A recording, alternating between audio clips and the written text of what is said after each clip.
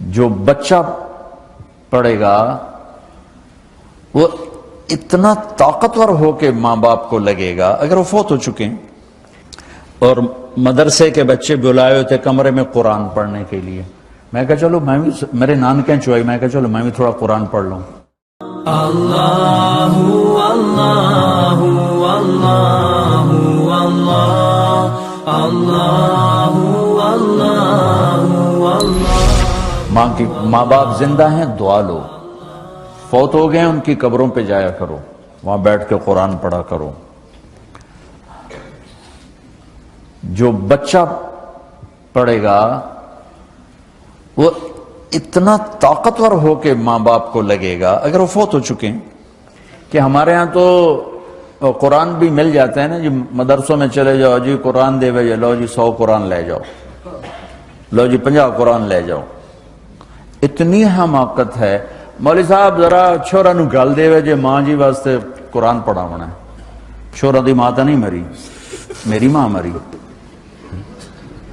ہمارے ایک رشتہ داروں کے نا وہ تھا ختم، والدہ فوت ہو گئی تھی، تو میں بھی گیا ہوا تھا، تو بچے باہر بیٹھے سگریٹ پی رہے، اور مدرسے کے بچے بلائے ہوئے تھے کمرے میں قرآن پڑھنے کے لیے، میں کہا چلو میں بھی، میرے نانکیں چوئی، میں کہا چلو میں بھی تھوڑا قرآن پڑھ لوں۔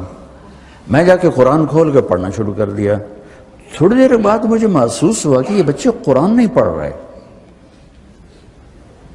میں نے جب دیکھا تو وہ نیچے ایک چھوٹا سا ریڈیو پڑا تھا، اس میں انڈیا پاکستان کا کرکٹ میچ ہو رہا تھا، اس کی کمنٹری چلتی اور وہ سارے وہ سن رہے تھے بیٹھ، اور جب ان میں سے کوئی آ جاتا تو شروع ہو جاتے ذالک الکتاب لا ریب فیہ ھدی للمتقین الذین یؤمنون بالغیب۔ جب وہ چلے جاتے کیڑا آؤٹ ہوئے، کتنے سکور ہوئے۔ 1 گھنٹہ یہ تماشا ہوتا رہا اور میں بیٹھا دیکھتا رہا۔ 1 گھنٹے بعد جا کر کہنے کہ جی قرآن مک گیا، وہ کمنٹری مک گئی ہے، ہن کی ثواب گیا اما نو، کمنٹری دا ثواب گیا، قرآن دا ثواب تا نہیں گیا، کیونکہ اس پاگل نے خود ماں کے لیے پڑھنا تھا، اس نے ماں کے لیے بھی کرائے پہ قرآن لے لے۔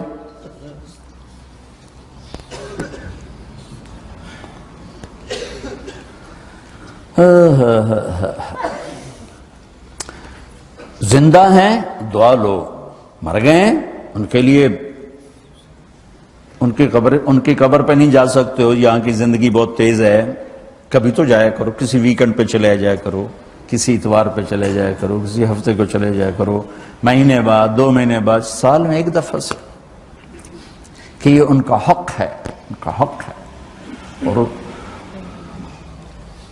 ابن القیم رحمۃ اللہ علیہ نے ایک واقعہ لکھا ہے کہ عبداللہ بن مطرف رحمۃ اللہ علیہ نے خواب دیکھا کہ قبریں پھٹیں اور لوگ نکلے اور کوئی چیز ایسے اٹھا رہے ہیں، ایسے اٹھا رہے ہیں، ایسے اٹھا رہے ہیں۔ ایک آدمی نکلا اور جا کر ایک درخت سے ٹیک لگا کے بیٹھ گیا۔ یہ اس کے پاس جا کر کہتے ہیں بھئی آپ کون لوگ ہو؟ وہ کہتے ہیں ہم ایمان والے ہیں۔ کہ یہ کیا ہو رہا ہے؟ کہ جو رشتہ دار ثواب بھیجتے ہیں یہ وہ اکٹھا کر رہے ہیں۔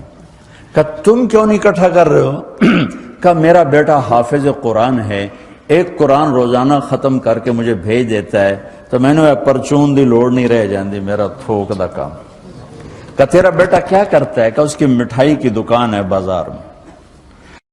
آنکھ کھل گئی، صبح ہوئی تو پہنچ گئے، بازار کھلا، دیکھا تو ایک نوجوان بیٹھا ہوا اور مٹھائی بیچ رہا اور ہونٹ ہل رہے ہیں۔ پہلے اس کو چیک کرتے رہے، پھر اس کے پاس آئے، بیٹا تیرا نام کیا ہے؟